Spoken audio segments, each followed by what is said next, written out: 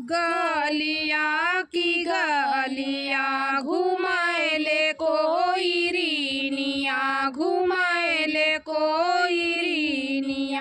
अकेले ही करे मुआ का साग, नाजुक सोहाग।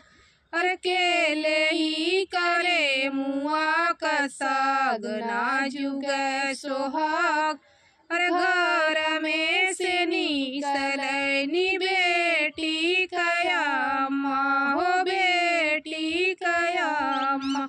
अरे हमले बकरे मुआ का साग, नाजुक सोहाग।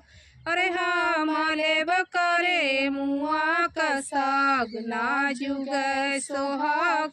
अरे हमारी बिटियावा बड़ी रे आदराई तीन, बड़ी रे दुलराई तीन। अरे बीनु सागे कवरो न खाए, नाजुक सोहाग। अरे बीनु सागे कवरो न खाए, नाजुक सोहाग। गलिया